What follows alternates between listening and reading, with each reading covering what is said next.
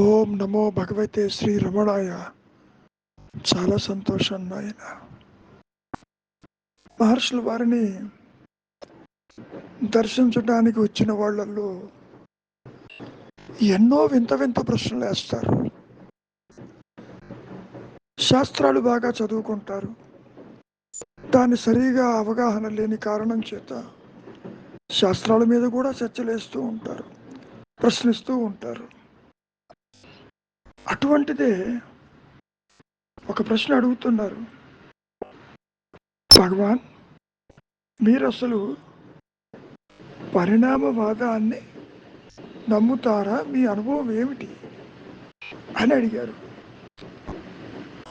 దానికి మహర్షులు వారు, పరిణామం అంటే ఏమిటో తెలుసా, ఒక స్థితి నుండి మరొక స్థితికి వెళ్ళటం.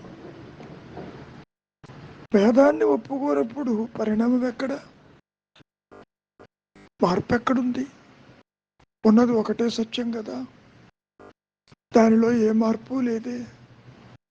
నేనున్నాన్న ఎరుక మాత్రమే సత్యం కదా, పరిణామానికి తావేది అంటూ చెప్పుకొచ్చారు.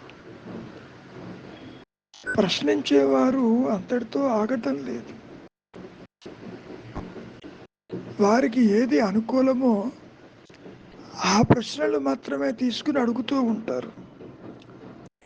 ఎన్నో జన్మలు ఎత్తిన తర్వాతనే కదా మోక్షువు జ్ఞానాన్ని పొంది నన్ను తెలుసుకుంటాడని కృష్ణ పరమాత్మ అన్నాడు కదా. కాబట్టి ఒక దశ నుండి మరొక దశకి పరిణామం ఉండి తీరాలి కదా, మరి దాన్ని మీరు ఎట్లా సమర్థిస్తారు అంటూ అడగటం మొదలుపెట్టారు. అప్పుడు మహర్షుల వారు, నీవు కృష్ణ పరమాత్మ చెప్పింది సరిగా అర్థం చేసుకోవటం లేదు. ప్రారంభంలోనే ఏం చెప్పాడు, అర్జున నువ్వు నేను లేవు, ఈ రాజలోకాలు లేవు, మనం పుట్టలేదు. ఆ విషయాన్ని నీవెందుకు గ్రహించవు? ఇది పుట్టువు లేదు, దానికి చావు లేదు, కాబట్టి జనన మరణాలు లేవు. నీవు చూచేట్లు వర్తమానము లేదు, కాబట్టి సత్యం మాత్రమే ఉంది. ఇక ముందు కూడా అదే ఉంటుంది, కాలంతో సంబంధం లేదు. నేను ఉన్నానన్న ఎరుక మాత్రమే సత్యమై నిత్యమై అనంతమై ఏకమై అది ప్రకాశిస్తూనే ఉన్నది కదా అంటూ చెప్పుకొచ్చారు. ఏదైతే మారదో అది శాశ్వతం. సరే, ప్రశ్నలకి అంతూ పొంతూ అంటూ ఉండదు. నిజానికి జ్ఞాని దృష్టిలో తనకు కానీ పరులకు కానీ బంధము లేదు, ముక్తి లేదు. ఉన్న సత్యం ఒకటే ఉంది కదా, ఏ మార్పు లేకుండా ఉన్నది కదా. మరైతే అందరూ ముక్తులేనా? చూడండి దృష్టికోణం ఎలా ఉంటుందో. నీవు దేహాత్మబుద్ధితో చూస్తున్నావు, నీలాగే ఇతరులను చూస్తున్నావు, కళలో చూస్తున్నట్టు చూస్తున్నావు. నీవెంత అసత్యమో వాళ్ళు కూడా అంతే అసత్యము. నీవు ఏదై ఉన్నావో వాళ్ళు కూడా అదే ఉన్నారు అన్న విషయం పక్కకు పెట్టాడుగా. అప్పుడు మహర్షి స్పందిస్తూ ఒక విషయాన్ని ప్రస్తావించారు. అందరూ ఎవరు? దేని గురించి మాట్లాడుతున్నావు నీవు? ముక్తి లేదు, బంధము లేదు, విమోచనము లేదు, బంధమే లేదు. ఆ పైన ముక్తి ఉన్నది అనటం మరి సిద్ధమే కదా. అంటే ఆత్మే ముక్త స్థితి అని చెప్పి చెప్పటం, అంతకంటే ఏం లేదు. మరైతే అనేక జన్మల పరిణతం చెంది ఏళ్ల తరబడి అభ్యాసం అవసరం ఉందా లేదా? చూడండి, ఎంతసేపటికి జననము మరణము అభ్యాసము సాధించటము అనే దృష్టికోణంలో చూస్తున్నారు. ఏమంటున్నారో తెలుసా మహర్షులు వారు? సహజమైన నీ ఆత్మశాంతి భంగం కాక నిలిచే వరకే అభ్యాసము. అంటే నీ ఆలోచనే నీ శాంతియుత స్థితికి అవరోధము. ఆలోచన లేకుండా ఉండు, స్థిరంగా ఉండు, అది అభ్యాసము. అసలు ఏళ్ళు, జన్మలు, సంవత్సరాల ప్రసక్తే లేదు కదా. ఆ మాట నువ్వు మర్చిపో. అభ్యాసం ఉన్నా లేకున్నా నీ సహజత్వంలో నీవు ఎన్నడూ విడిచి ఉండవు, ఆత్మగానే ఉంటావు. ఈ విషయం ఒక్కటి బాగా నీవు గుర్తుపెట్టుకో. నువ్వు అడగచ్చు, నేనే ఆత్మయే ఉంటే మరి నాకెందుకు తెలియటం లేదు?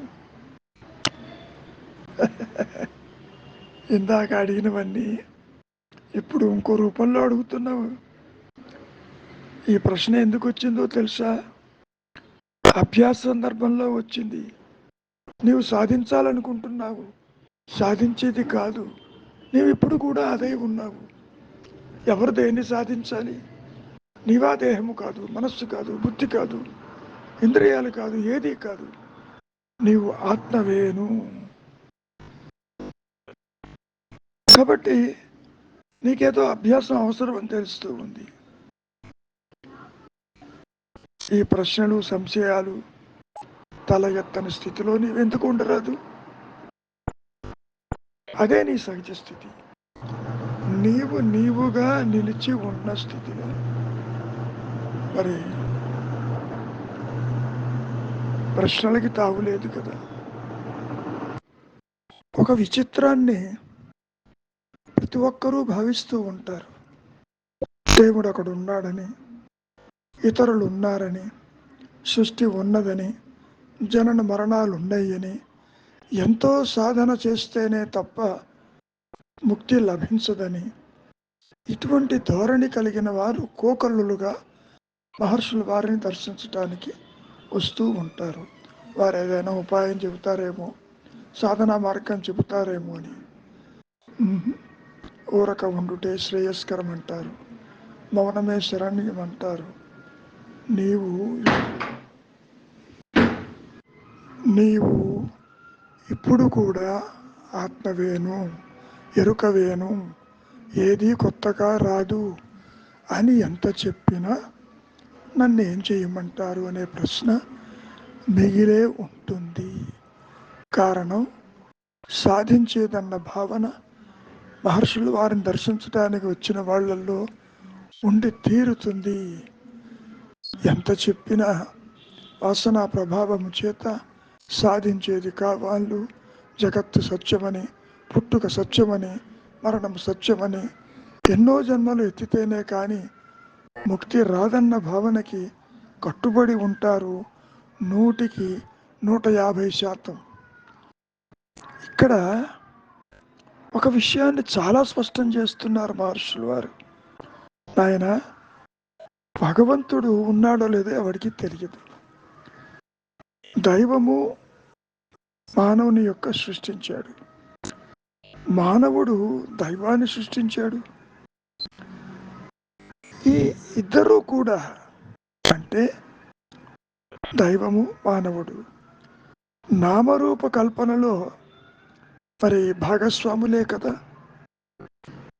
అసలు విషయం ఏమిటి అంటే దైవం కానీ మానవుడు కానీ సృజింపబడలేదు.